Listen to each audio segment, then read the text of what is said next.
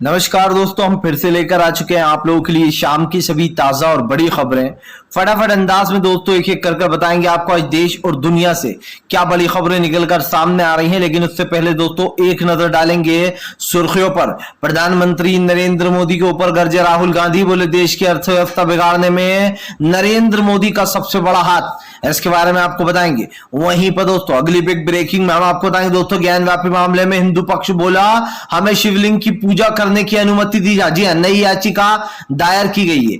वहीं पर अगली बिग ब्रेकिंग में हम आपको बताएंगे दोस्तों, जी दरअसल आपको बता दें, महंत मुनि ने कहा कि फिलहाल मक्का मदीना की हो जांच, वहां पर भी जो है यहाँ पर हमारा शिवलिंग था। आपको बताएंगे क्या कुछ बोला है। वहीं पर अगली बड़ी खबर में हम आपको बताएंगे दोस्तों, आजम खान का बड़ा ऐलान, बोले मैं हार्दिक पटेल नहीं जल्द मिलूंगा अखिलेश यादव से। वहीं पर अगली बड़ी खबर में हम आपको बताएंगे दोस्तों, प्रधानमंत्री नरेंद्र मोदी के खिलाफ अमेरिका में लंदन में गरजे राहुल गांधी, तो संघियों के पेट में होने लगा दर्द। वहीं पर दोस्तों बाबा रामदेव और नरेंद्र मोदी की पिक्चर लीक, लोगों ने सोशल मीडिया पर जमकर लिए मजे। दरअसल बाबा रामदेव मोदी से मिलते ही ठहाके लगाने लगे, मोदी को भगवान तक घोषित कर दिया। बताएंगे कैसी चाटुकारिता निकल कर आई है। वहीं पर अगली बड़ी खबर में हम आपको बताएंगे दोस्तों, जी दरअसल आपको बता दें, अखिलेश यादव का बड़ा ऐलान, बोले आजम खान एक बड़े नेता है जी जिनको हमेशा इज्जत मिलती रही है और उनके लिए हमारे दिल में सम्मान हमेशा ही रहेगा। इसके बारे में भी आपको बताएंगे। वहीं पर अगली बड़ी खबर में हम आपको बताएंगे दोस्तों, जी दरअसल आपको बता दें, ज्ञान व्यापी मामले में जल्द हो गई फिर से एक बार सुनवाई, मामला जो है जिला अदालत के पास। वहीं पर अगली बड़ी खबर में हम आपको बताएंगे दोस्तों, जी दरअसल आपको बता दें, सरकार ने पेट्रोल और डीजल पर एक्साइज ड्यूटी हटा दी। विपक्ष बोला आ गए गुजरात और हिमाचल के चुनाव, वैसे ही पेट्रोल डीजल के दाम घटने लगे। इसके बारे में भी आपको विस्तार से बताएंगे।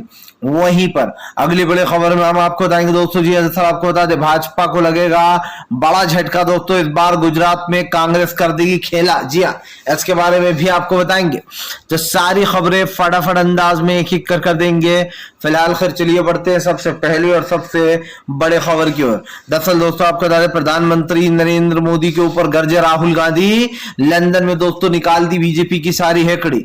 दरअसल दोस्तों आपको बता दें, राहुल गांधी ने बीजेपी के ऊपर हमला बोल दिया है। राहुल गांधी का कहना है कि देश की अर्थव्यवस्था बिगड़ रही है, लेकिन हमारे देश में नफरत फैलाई जा रही है। राहुल ने कहा कि फिलहाल देश में बिगड़ते हालात और देश की बिगड़ती स्थिति की जिम्मेदार नरेंद्र मोदी की सरकार है।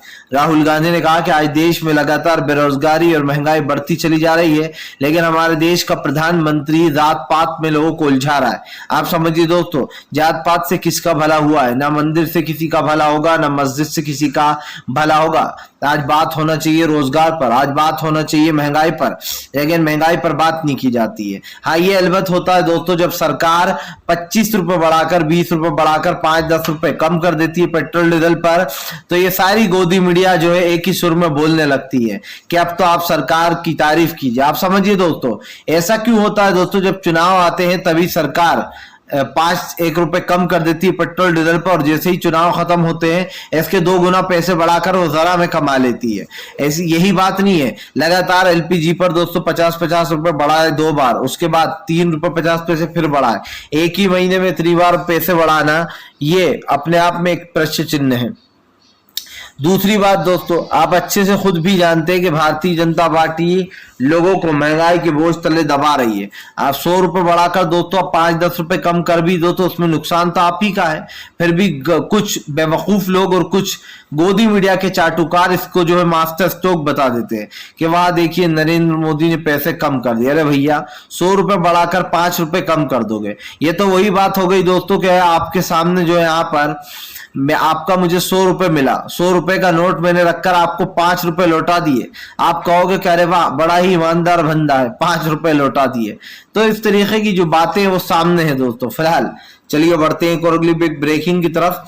बता दोस्तों अगली जो बड़ी खबर निकल आ रही है, दरअसल दोस्तों आपको पता है, भारतीय जनता पार्टी का सोशल मीडिया पर बना मजाक, बाबा रामदेव को लोगों ने लिया आड़े हाथ। जी हाँ, दरअसल दोस्तों बाबा रामदेव तो इसको लोग कहते नहीं है, ज्यादातर लोग इसको लाला रामदेव कहते हैं, क्योंकि बाबा ये कहीं से है नहीं। आपको बता दोस्तों, बाबा रामदेव ने कुछ पिक्चर्स शेयर की नरेंद्र मोदी के साथ, और दोस्तों इन पिक्चर्स का सोशल मीडिया पर जमकर मजाक बना। आपको बता दें यूजर ने ऐसे ऐसे कमेंट करे।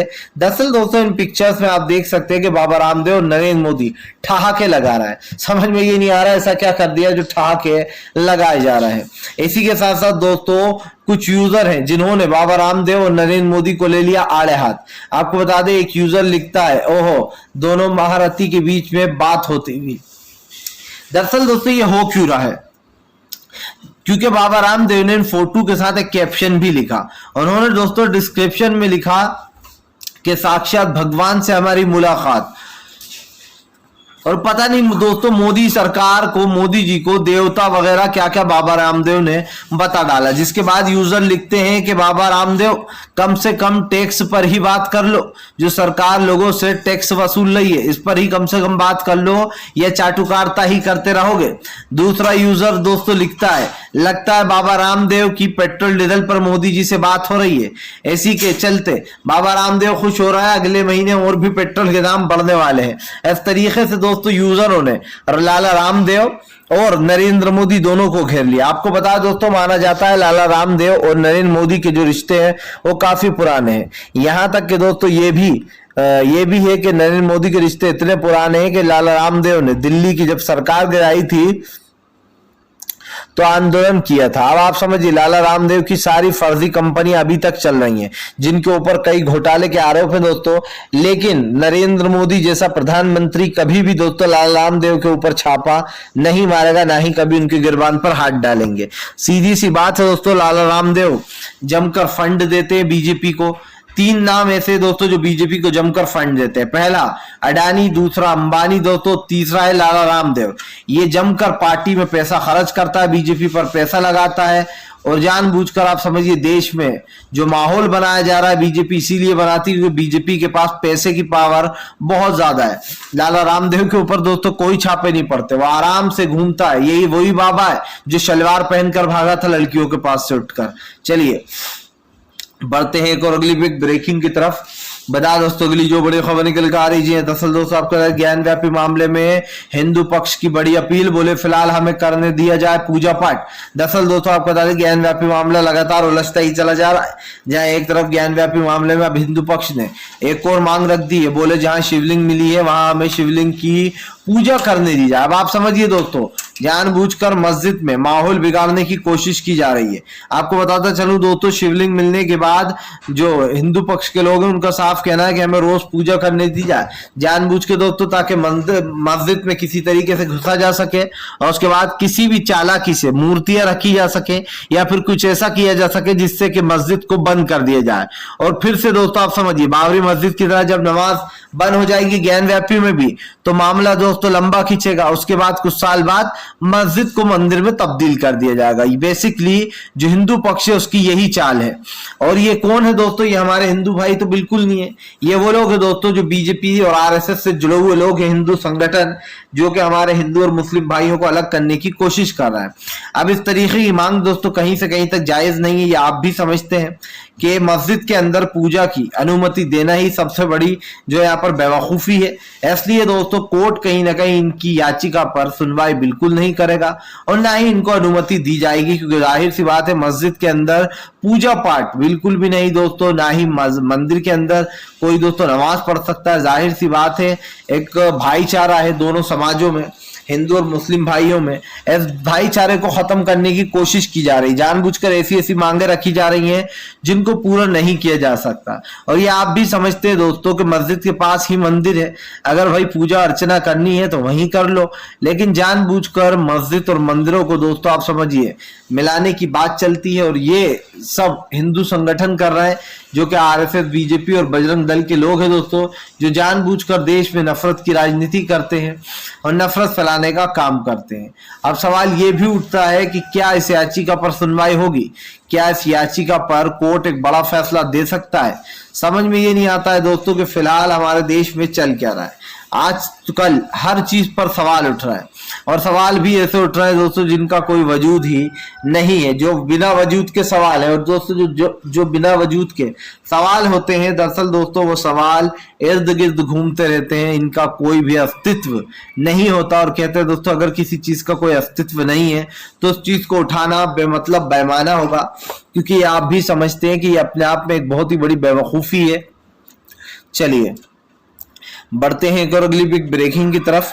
बता दोस्तों अगली जो बड़ी खबर निकल जा रही, प्रधानमंत्री नरेंद्र मोदी के खिलाफ दोस्तों सड़कों पर उतरे कश्मीरी पंडित, बाल मुंडवाकर किया विरोध। दरअसल दोस्तों आपको बता दें, राहुल भट्ट की मौत ने कश्मीरी पंडितों को जमकर गुस्से में कर दिया। एक तरफ दोस्तों पूरी मीडिया खामोश बैठी, कोई मीडिया ये नहीं बता रहा कि कैसे नरेंद्र मोदी का विरोध किया जा रहा है दोस्तों कश्मीर में। आप समझिए सारी की सारी मीडिया बस उन्हीं खबरों के पीछे भागती है जो खबरें मोदी सरकार से जुड़ी हुई होती हैं, जो उनके फायदे की होती हैं।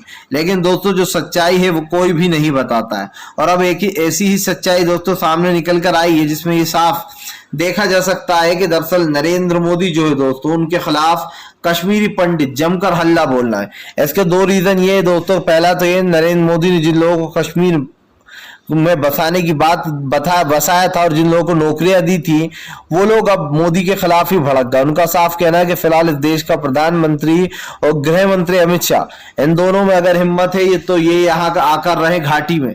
जी हाँ, इस तरीके से वहां के लोगों ने जमकर हमला बोला। यहाँ तक कि दोस्तों आपको बता दें, नरेंद्र मोदी मुर्दाबाद के नारे भी लग रहे हैं। साफ साफ नरेंद्र मोदी से अपील की जा रही है कि हमें अच्छी जगह शिफ्ट किया जाए। लेकिन दोस्तों नरेंद्र मोदी की सरकार कहाँ शिफ्ट करेगी ये तो सोचने वाली बात है, क्योंकि ये सरकार नहीं दोस्तों, ये नाकाम भोपू है जो कि लगातार बचता रहता है, सिर्फ बचता है, करता कुछ नहीं है। और यही बात है दोस्तों, जो सरकार नाकाम भोपू की तरह हो गई है, जिसको जितना भी बजाओ वो आवाज तो करेगी दोस्तों, लेकिन आपके काम नहीं आएगी। और कहते हैं जो गरजते हैं दोस्तों वो बिल्कुल भी बरसते नहीं है। और इसलिए हमें एक ऐसा प्रधानमंत्री चाहिए देश का जो बरसे भी और दोस्तों जो गरजे भी। लेकिन फिलहाल तो देश की स्थिति ऐसी बन चुकी है कि आप देख ही रहे हैं। और यही कारण दोस्तों जो लगातार देश के बिगड़ते माहौल के बीच में काफी कुछ चेंज हो चुका है। फिलहाल तो यही है कि सरकार अपना रवैया चेंज कर ले या फिर जनता सरकार को ही चेंज कर देगी। चलिए बढ़ते हैं एक और अगली बिग ब्रेकिंग की तरफ। बता दोस्तों अगली जो बड़ी खबर निकल कर आ रही है, आजम खान का दोस्तों बड़ा ऐलान, बोले जल्द मिलूंगा अखिलेश यादव से, मैं हार्दिक पटेल नहीं। जी हाँ, दरअसल दोस्तों आपको बता दें आजम खान काफी ज्यादा नाराज चल रहा है, बता जा रहा है सफा से। लेकिन ऐसे में दोस्तों आजम खान ने एक ऐसा बयान दे दिया चौंकाने वाला जिसको सुनकर हर कोई हैरान हो गया। आपको बता दोस्तों अखिलेश पर ये आरोप लगते रहे कि अखिलेश कभी भी आजम खान से मिलने जेल में नहीं आए। और ये बात सच भी है दोस्तों कि आजम खान उनसे मिलने जेल में नहीं गए, जबकि उनको जाना चाहिए था। वहीं दूसरी तरफ दोस्तों हम आपको बता दें, आजम खान के रिहा होने के बाद आजम बोले कि फिलहाल मेरी किसी से कोई नाराजगी नहीं है, मैं जल्द ही मिलने जाऊंगा, मैं हार्दिक पटेल नहीं हूं। आपको बता दोस्तों आजम ने यह ऐलान किया है कि वो जल्द ही अखिलेश से मिलेंगे, वो हार्दिक पटेल नहीं है। आखिरकार दोस्तों हार्दिक पटेल का नाम बड़ा रोशन हो रहा है, क्योंकि हार्दिक पटेल इतने डरपोक निकले कि बीजेपी के सामने सारे हथियार ही डाल दिए और हार्दिक पटेल बीजेपी में भी शामिल हो गए। लेकिन एक चीज यहाँ ये भी देखना पड़ेगी कि कांग्रेस के जो दिग्गज नेता है दोस्तों, वो एक एक कर पार्टी छोड़ रहा है। और इसमें कहीं ना कहीं कांग्रेस की रणनीति है या फिर नाकामी है, ये तो आने वाले वक्त में ही पता चलेगा। हालांकि दोस्तों जो हार्दिक पटेल निकले वो तो बिल्कुल सही निकले हैं। सुनील जाखड़ पर कई सवाल उठ रहे हैं क्योंकि वो काफी दिग्गज नेता भी थे दोस्तों। आपको बता दूं दरअसल हार्दिक पटेल जो है दोस्तों कांग्रेस से बगावत कर रहे थे, लगातार विवादित बयान दे रहे थे। ऐसा लग रहा था जैसे पंजाब के सिद्धू पाजी बोल रहे हैं और यही चल रहा था बस। प्रियंका गांधी राहुल गांधी के खिलाफ विवादित टिप्पणियां करना हार्दिक पटेल का। ऐसे में बताया जा रहा था कि जब से प्रशांत किशोर ने कुछ राय दी है दोस्तों कांग्रेस को, तब से ही जो यहाँ पर उल्टी गिनती शुरू हो गई थी उनकी, हार्दिक पटेल की। और हार्दिक पटेल इसीलिए काफी ज्यादा गुस्से में दिखाई दे रहे थे। लेकिन अब समझ में आ रहा है दोस्तों कि फिलहाल आने वाले समय में आखिरकार क्या कुछ राजनीति हो सकती है या फिर होने वाली है, क्योंकि ये आप भी जानते हैं कि देश की परिस्थितियां लगातार बिगड़ती चली जा रही हैं। और ये माहौल दोस्तों किसी और ने नहीं बल्कि बीजेपी ने खुद बनाया। तो इस माहौल पर कहीं ना कहीं जनता की नजर है और जनता देख रही है कि फिलहाल देश में हो क्या रहा है। चलिए बढ़ते हैं एक और अगली बिग ब्रेकिंग की तरफ। बता दोस्तों अगली जो बड़ी खबर निकल कर आ रही है, आपको बताते चलूं दोस्तों प्रधानमंत्री नरेंद्र मोदी को लगेगा बड़ा झटका। इस बार दोस्तों गुजरात में कांग्रेस मार लेगी बाजी। जी हाँ, दरअसल दोस्तों आपको गुजरात का पहला ओपिनियन पोल निकलकर सामने आया, जिस ओपिनियन पोल में दोस्तों पता चल रहा है कि अब की बार गुजरात में कांग्रेस को बड़ी जीत मिल सकती है। दरअसल आपको बता दें पिछली बार कांग्रेस गुजरात में जीतते जीतते महज 9 सीटों से रह गई थी। जी हाँ, आपको बता दें कांग्रेस गुजरात में जीतने वाली थी, लेकिन 9 सीट से उसको वो हार गई थी। अब दोस्तोों बताया जा रहा है कि एक बार फिर से जो है यहाँ पर कांग्रेस की जीत हो सकती है। इसलिए भी हो सकती है दोस्तों क्योंकि गुजरात में लगभग 24 से 30 साल से लगभग कांग्रेस वहां पर बीजेपी का राज रहा है दोस्तों।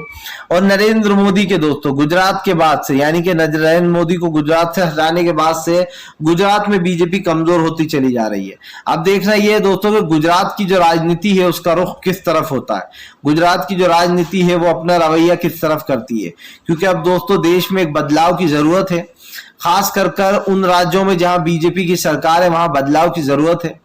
आपको दूसरे को भी मौका देना चाहिए और उसको भी आजमाना चाहिए, क्योंकि भाई बीजेपी ने तो कुछ किया नहीं है फिलहाल। सिंपल सी बात है, बीजेपी को जनता ने 2 बार चुना, पूरे नरेंद्र मोदी को लिए मोदी सरकार को 10 साल दिए, लेकिन दोस्तों कोई काम हुआ नहीं। जाहिर सी बात है 10 साल में अगर कोई काम ही नहीं होगा तो सरकार पर सवाल तो उठेंगे, और जब सवाल उठेंगे दोस्तों तो सरकार उन सवालों के जवाब भी दे, लेकिन ना ही सरकार के पास उन सवालों के जवाब है दोस्तों, और ना ही सरकार मुझे लगता है कि उन सवालों के जवाब दे पाएगी।